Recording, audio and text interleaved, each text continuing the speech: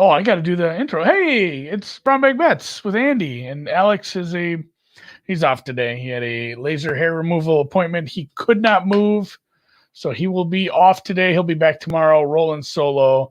Found a guest, thank God, because you remember what happened last time when I went solo? It was rough. Andy was just stumbling over his words and trying to find a way to fill the time. And to add on to the fact that Alex is off today, I didn't have any basketball games I really liked today either. There's conference tournaments starting, and I'm very excited about that. I have some stuff coming out later today that we'll get into, but bigger than anything, we're back on the trail, back on the golf trail. I'm going to bring in JD James. I didn't announce he was coming in here, so he's talking to somebody. Hey, you're on now.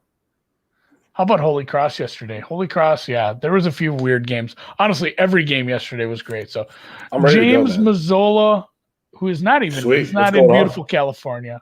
He's on vacation, taking 20 minutes out of his vacation, skipping brunch, talk golf, and God knows what else with me. How is it down there? Where are you at again? Don't tell people your exact resort. You don't want like groupies and stuff finding you. That's great, man. I'm in Puerto Vallarta. Yeah, I'm in Puerto Vallarta with the family. You can see we got a nice little view. Yeah, it's awesome. Today's my last day, though. I have to go home now, which I'm not so excited about. But time to get back to the real world, right? That's it's a little different though. Like you're going back to California. Like I've done some of these trips where I go to like you go from like Turks and Caicos to Minnesota in February. A lot different when you get off that plane and it's like 10 below. So yeah, no, not too bad. Yeah, and somebody brought this up. The Horizon League in general took a year off life. Yeah, the one seed was up by 24 in the second half, ended up losing in overtime. There was a triple overtime game for IPFW. And yeah, there was wackiness all around. We're going to have more of that. There was one game before we even get into golf. In one of the conferences that's starting today, one of the teams just said, fuck it. They just in one of the play-in games, like it's like the 8-9 seed play-in game to see who plays the 1 seed, and they just said we'll have it. They told the other we forfeit. No chance. It's like tennis. It's a walkover. I'm gonna have to look into that. So later on this afternoon, I'll be previewing the Patriot League and more. But I did get my Atlantic 10 stuff out last night, and yeah. I was on all those bets, and it was not fun. I have to admit, that was not a fun sequence of events there down the stretch in some of those games. But that's what we get for betting on 18-year-olds, right? Yeah, that is. And last week, that's what we get for betting on a golf course we've never seen before, never seen played. It was rough. Not a good week. I didn't have a good week. You didn't have a good week, but we are back on the Arnold Palmer Invitational. Like this is a course. Christ, I mean, how many times did Tiger win this back in the day? A million. I think he's won 7 times. I think it's 6 or 7. I think I was going to say 6 or 7 at least. So this is a course we're super familiar with. We actually did, we did our matchbook thing yesterday. We talked about some of them. When's your full card out? I'm going to put it out here in a couple minutes. On vacation. I'm working on the round 1 stuff now. Probably going to have some first round leader bets, I think. So yeah, it's going to be out here soon. What's the weather like? You're probably following along closer than I am because my mind is so deep in the Patriot League right now. Like, is the weather okay for the next couple of days? Are we going to have a bit of a wave advantage or anything with the It's it's so hard because it changes so frequently and quickly. They're in Orlando, and Florida is just kind of wacky for a number of different reasons. The weather being one of them. But I think you're going to see it. Usually, you do see a wave advance here, just because at minimum you're going to get 10 to 15. Whereas when they tee off at 7, you're getting 3 to maybe 0 to 4 or 5. So you'll probably see a wave advantage. And I'm always down for some degen stuff. So we'll get a little FRL going, along with all the fun and games we can find. And there's a bit of fun to be heading DFS on that too when you can find a wave advantage. So showdown, maybe. Showdowns. I don't play full tournament golf DFS anymore because it drives me up a wall. Like that feeling you get on a Thursday afternoon, like, oh, I'm gonna cash, and then somebody ejects on Friday. So, and yeah, last week no cut. This week we do have regular ass golf. They're gonna cut on the Friday night like normal, so we're not having goofiness. A full field, a good field, a lot of. And this is a question I kind of saved this. I didn't want to hit you with this yesterday. Was Euros have done well here? Like, is that just a small sample of the last few years, or is there some signal behind that? Yeah. Like why? And you know, it's not like shitty Euros. Like these are good European Tour players.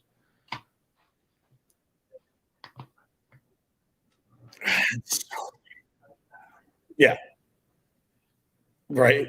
You know, I don't know. I have a hard time with it. You know, you're comparing this. Everyone compares it to Wentworth. I guess you have a bunch of guys who have won there and won here. That's typically a windy, hard, difficult track. But this course has changed a lot, right? It's like this course used to be easy, and then they made it hard. And so you probably have more noise than anything there. But at the same time, these are European Tour players who we always knew were going to be successful on the PGA Tour eventually. We're looking at Hatton, looking at Molinari. Obviously, Rory is former world number one. So, these are just good players. Do they feel more comfortable here than they do, maybe on the Poa Greens out west, or maybe the northern bent greens or whatever you may? Maybe I think, and a lot of them do make their home in Florida. So Florida golf, because when they're in the United States playing, this is where they are. So maybe Florida golf is a little more accustomed to it. I'm not sure if we can, if we have like statistics to back this up by any means. This is kind of anecdotal stuff, but I think a case could be made. But I also just think they're good golfers, so they're going to win anywhere, right? Yeah, and that's the thing. Like people have scared me into, like, just I've read articles like, oh man, the Europeans have done well, winning some of these tournaments, and then I look, I'm like, and at some of these bets I made, especially the head to head for the full tournament, I'm like, man, I'm opposing a bunch of Europeans. Yeah. Like, am I in trouble? And some of these guys, that is such a struggle. I had somebody reach out to me this morning in the DMs and just ask, like, hey, I'm really getting into golf betting now. Like, are there do you have any websites, or like, where are you getting your data from? I ended up just sending them this blog I did last year for the Masters that listed, like, I've been sending that to everybody because it's just, here's a big list of people to follow and like Twitter accounts. And, it's got Data Golf and Fantasy National and a few other sites and like our guy Bamford and a few other things. So yeah, maybe I will repost that for anybody. It'll have some information about like the Masters, which obviously are not being played this weekend, but some of those lists are pretty good. I've shared that a few times. So if you are looking for golf data, there's a ton out there. And not only that, but there's a ton you can get for free. And, that's where I was going with this. Like, when I do run into these European Tour players, like, you start looking at, I want to look at everybody's last 50 rounds. And like, for a guy who plays over here all the time, it's like his last 15 tournaments. And then for a European player, it's like 4 years of data. Because like you're not getting the same information. They're playing, all these European guys, instead of playing in Hawaii and then California and then moving to the Southeast, they've been playing in Abu Dhabi and Dubai and Saudi Arabia and basically just the entire Middle East for like a month and a half. I think there's like four pretty decent tournaments over there early in the season. So you kind of it's comparing oranges and apples if you don't take the time and go back and look at how some of these guys actually played in some of those tournaments over there. And, it's like your guy, Poulter, I believe he played over there for most, Ian Poulter. Poulter, yeah. Poulter played there? Yeah. We have a good enough sample of him over here, but, I agree with you. And then something you brought up yesterday on the Matchbook podcast was, you see these guys who maybe they finished 10th, but they were like 10 off the base. Like, so they really weren't in the tournament. You see a top 10 finish. But then, you look at the bottom of the leaderboard and it's guys that you've never heard of and you probably will never hear of. So it's, that's the hardest thing to me is to judge the strength of those fields and put a really good number on them. I don't necessarily like the way a lot of places do. I think that they're probably weaker fields than what they're given credit for. So I typically will, lower my numbers on the European Tour guys, just because I think right now we have Korn Ferry Tour would give a regular European Tour event, a run for its money in terms of talent. So, that's the struggle. And even the data is not all that great unless you pay for it coming from Europe, and I'm not paying for it. So, I don't know. It's a hard thing. It's kind of one of those things that we have to take a subjective view at. And I don't, unfortunately, I'm not sure what else you can do. Yeah, I mean, that is a good point. If you just look, like, you go look at all these European events that just happened over the last month, go look at like the top 5, top 10, there's some big damn names. Like, really good tour players who just play over there in the spring and they bounce back and forth across the pond. But then if you expand it and actually look at like the people that are down the leaderboard, it's like, oh, like if you just took that small sample, be like, oh, this is a pretty good field. And then if you look at the sample, the field as a whole, be like, oh, no, it wasn't. Yeah. Like there's a bunch of guys that just aren't going to play over here ever. Only our guy Brad knows all their names. Oh yeah, I know that guy knows like everybody over. And there are some people that are pretty successful on European Tour betting. It's just like anything. If you can have more information than most of the market, like by actually putting in that much work and knowing that much, it's like the guys that we know, like Vinny betting the smaller market tennis or anything like that.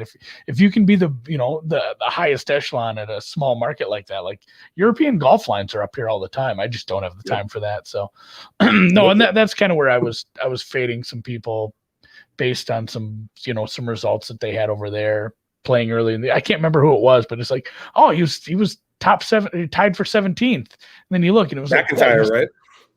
Yeah, it was like he was 10 strokes off the lead. Like, well, that's not all that good. It's just the fact that it was so top heavy of a field. So I'm starting to put my head-to-heads together. I haven't bet any outrights yet. And here's the question is Sam Burns completely mushed at this point? What is he at right now? What kind of numbers are we looking? I think he's a 30, 35 right now is the best you can find him. I was lucky enough to get a 50 on him yesterday around the same time. I'm not betting him at 38. That's for sure. Yeah, he's at 39 at Bookmaker. So, that's probably the best number. But it's one of those things where the whole community is going to win when he wins, right? Like we're all going to be showing the tickets and claiming victory here. Usually this works out poorly. Let's just go what it is. Yeah. And again, it's hard to figure out who's going to win a golf tournament. It's not something that we typically don't do it every week, obviously. So when everyone's on one guy, is there something to do fading that guy? Or probably not, but. Just for whatever reason, it usually doesn't work out well. There's plenty of good numbers, though. I mean, we kind of had the same situation when DJ was like 6-1 to win Genesis, so we had a lot of value elsewhere. They have Rory and Bryson at 8 and 10 roughly, who I don't really think deserve that based upon how they're playing right now. So that's giving a lot of guys, down lower middle tier guys in the market some value just based on those guys taking up so much of the market share. Yeah, those two taking up 16% of the market share is going to drive the numbers up as a whole in the outright markets. I didn't bet any outrights. I usually take it easy. I got to figure out my one and dones tonight. That's usually how I figure out I bet my outrights late. I usually get a shit number. I bet Morikawa 2 weeks ago. That felt pretty bad. God, so did I. I'm an idiot. But he was like 48-1 2 weeks ago. It's like when that bookmaker number opened, I'm like, I just have to bet this. So it felt bad. I had Harris English in a one and done last week. That felt bad.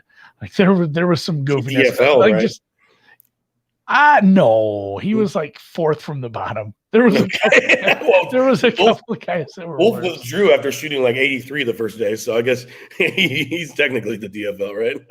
Yeah, I know. I just watched that video about John Daly's 18, where he tried to cut the water, and I mean, you have a course or you have a round like Wolf had on Thursday.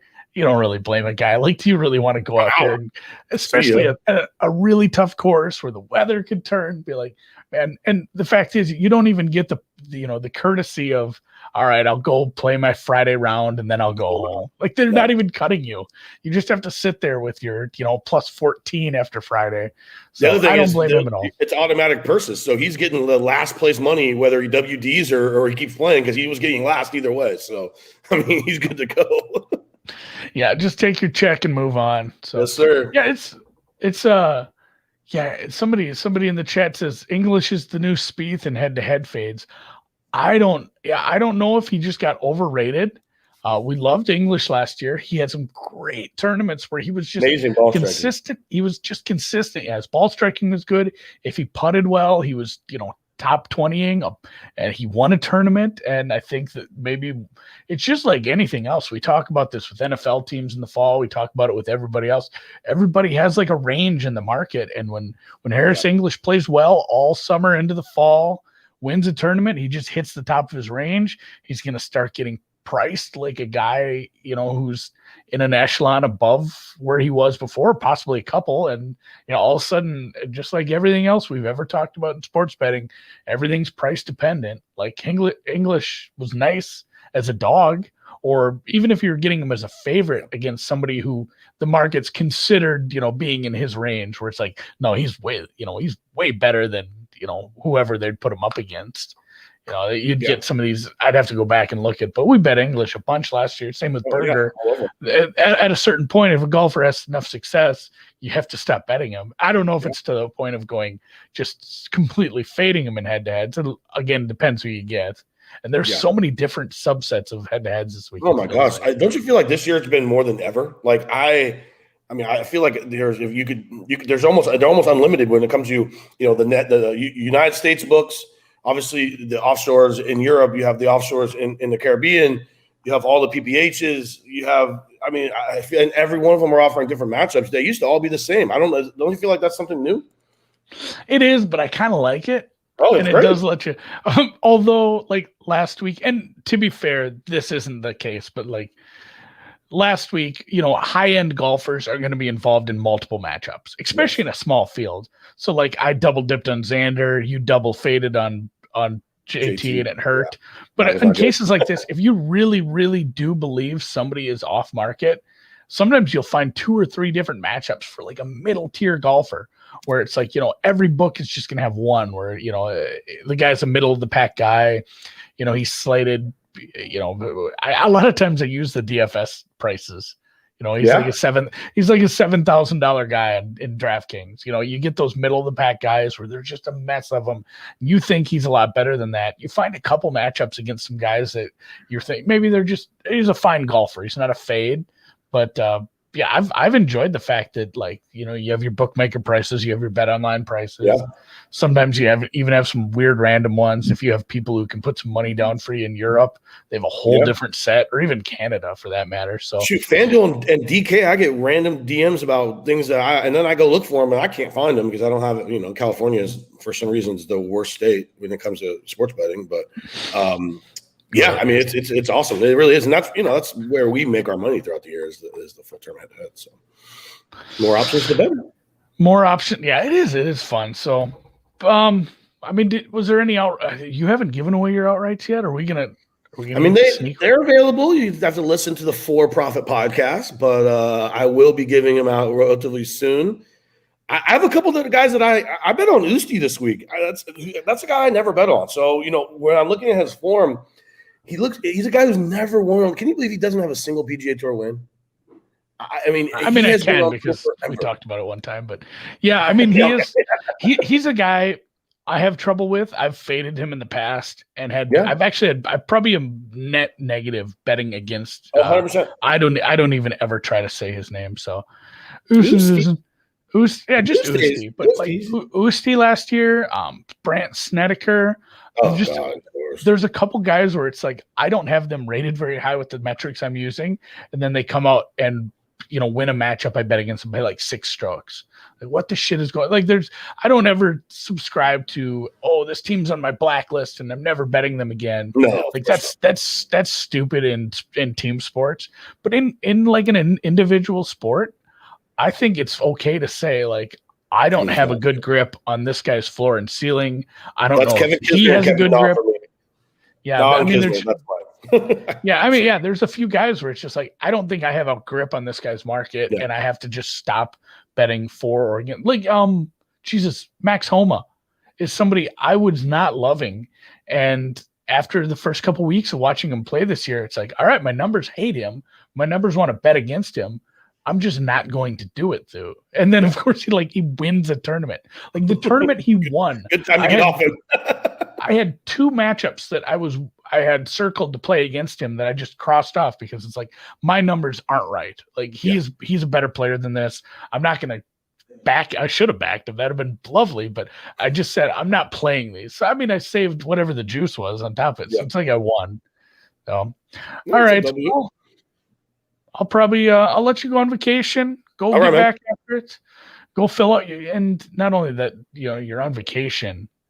and doing this, but you're also filling out your full card, getting that out. I got a full card coming. Usually I'll throw stuff out there Monday, Tuesday, but the content has to be created, buddy. You know that as well as anyone. You are actually head of content creation, aren't you? Yeah, content never sleeps. It doesn't matter if you're in Puerto Vallarta. There's still a golf tournament, and you have to put your shit out. So, yeah, I mean, you did your podcast. You're doing all your stuff. So I appreciate you coming on, keeping me company today while I'm rolling solo. Anytime. And then, look for James stuff. What's your Twitter thing again? I always screw it up. JMaz? At JMazJD. Oh, yeah. At JMaz. JD. Yeah, and then, of course, the podcast is For Profit. Yep. Thank you, buddy. We'll talk soon. All right. Have a good one, and good luck this week. All right. Now that he's gone, I can answer this one. Hovland as top OK State golfer, -110. Yeah.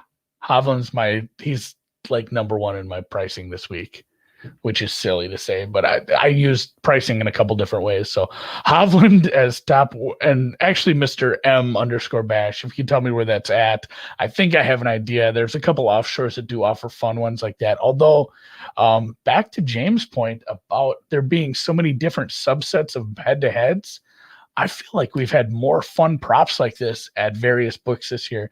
It used to be, 2 years ago when I was first getting into this, you had a set of head-to-heads, you had an outrights, and that was it, unless it was a major. Like once you got to a major, or maybe a WGC or like the Tour Championship, you'd have some props and stuff like this. Like it used to be you couldn't find a hole-in-one prop on a golf tournament that was happening in the middle of the year. Now there's top golfer by what college they attended on random events here in March. So that's awesome, and it sounds like that's over at DraftKings. I'll have to check that out. I have bet stuff like this, especially they do you'll see Georgia Tech.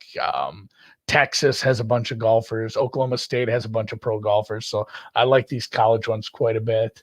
Like I said, not much in the way of plays today, which is my apologies. I just don't have anything I'm playing for basketball. I did put out my Atlantic 10 preview yesterday. I put that up on the BetSperts site. Content has rolled out, but it is a process. We do not have the content rolled out on the app yet. You can now access the content on betsperts.com or on the mobile web. Just use your browser instead of the app. That's where my preview is going to be up at. I did take a couple swings at some longer prices in there. I played Dayton, Richmond, and VCU. You can read that whole blog if you want some reasoning and take a look at the bracket, the standings, everything like that. I'll be doing the Patriot League here after lunch. That is starting pretty soon, and then one more. I can't even remember what it is, and when I do say, this isn't just me spitting the company line and like doing an ad read for Win. When I say like my good friends over at WinBet have provided me with odds, I am literally DMing with someone who works there and haranguing them to hurry up and get odds up for these small conference tournaments. And of course, that guy works a whole different time slot than me. So I'm waking up to DMs at 3 a.m, not the good kind, not the you up. It's like, hey, here's the odds for the SoCon. So I have a bunch of odds in my DM box this morning. I'm going to work on more previews. If you have any questions on any of the tournaments, obviously hit me up. If you have somebody you like, or if you have a tidbit that you think might matter, I'd love to hear those too. Other than that, I am going to probably just cut loose for the day. Maybe I'll check the old spreadsheet that me and Noop share, see if he had any bets today. I know he did put a few in. He bets NBA every single day. If you want to get his stuff, even though he wasn't on today, I'm sure it's up at the BetSperts app because it's mostly NBA and that's there. And then again, with the tennis that happened Monday that didn't get played until after the Tuesday show, I honestly think it's the same thing. I'm going to pull up Flash Score right now. There was like tennis picks given out yesterday, and everything continues to get pushed back. So I think some of those tennis plays that Alex made yesterday are still yet to play. You can check that out too. I'm sure he has everything up on his Twitter and on BetSperts. Other than that, we'll be back tomorrow. I have a hockey guest Going to talk some NHL process. That'll be fun. I really enjoyed doing baseball early this week. Getting into a different sport. I think hockey's going to be a hoot because I don't know diddly dick about that. So he'll have to open my eyes a little, and we'll do it up tomorrow, 11:30 Eastern, right here on Facebook, YouTube, Periscope, and Twitch. And we'll see you tomorrow.